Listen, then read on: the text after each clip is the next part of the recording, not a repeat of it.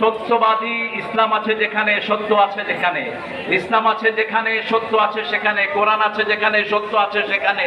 যারা কোরআনের আন্দোলন করে না, এরা মিথ্যায় পর্যবসিত হয়েছে, ইতিহাসে রাস্তা করে নিক্ষিপ্ত হয়েছে হাসিনার মতো বেয়াদব।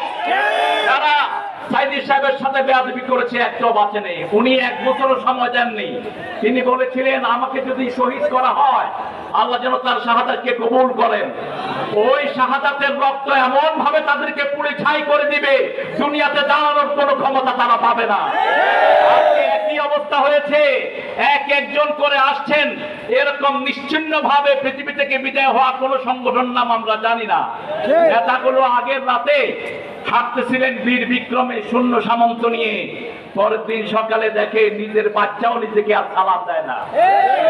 এটা হয়েছে। আমাকে ঢাকা মহানগরী উত্তরের সভাপতি মৌলানা সেলিম উদ্দিন বলছিলেন, তারেক ভাই, এতদিন আমরা মুখে লাগাম লাগিয়ে হেঁটেছি, আর এখন ওরা লাগাম লাগানোরও সুযোগ পায়নি, ল্যাংটা হয়ে দৌড়াচ্ছে। সাহেব দাড়ি মোছ ছেঁচেও তো কুল পাওয়া গেল না। আল্লাহ বলছেন আল আখিল্লাহু ইয়াওমাইযিন বা'দুহুম লিবা'দিন আদু ইল্লাল মুত্তাকুন। শুনে রাখো দুনিয়ার মানুষ, কোন তাকওয়া ছাড়া কোন বন্ধুত্ব হয় না। তাকওয়া আছে যেখানে, বন্ধুত্ব আছে সেখানে। একজন মুত্তাকি আরেকজনের জন্য ঢাল হয়ে যায়, কিন্তু কোন হারামখোর ঢাল হতে পারে না। আইনমন্ত্রী যখন ধরে নেয়, পুলিশ চিনে নাই, বসে আছে দরবেশ, কারণ দরবেশের দাড়িও নাই, মোছও নাই। চুল কি হয়েছে? চুল জুতার কালি দিয়ে কালো করে দেওয়া হয়েছে। কিছু দূর আসার পরে ওই আনিসের মনে হলো, ভাই আমার সাথে যিনি বসেছিল উনি আর কেউ না, দরবেশ লাআনাতুল্লাহি আলাইহি।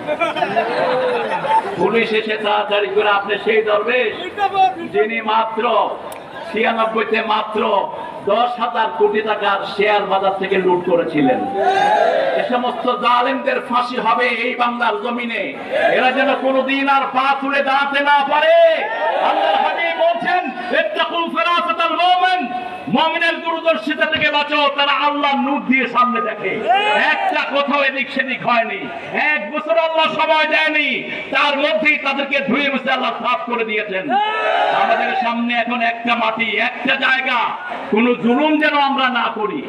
আমার শুক্রাঞ্চল বাড়ির মতো প্রত্যেকজন হিন্দু ভাই আমাদের কাছে আমানত, প্রত্যেকটি বিধর্মী ভাইয়েরা আমাদের কাছে আমানত। ইসলামী আন্দোলন সেই নজির দেখিয়েছে, যেমন ইসলামীর আমির ঘোষণা করেছে হিন্দুদের মন্দির, হিন্দুদের সব কিছু পাহাড় দিবে জামাত শিবিরের লোকেরা।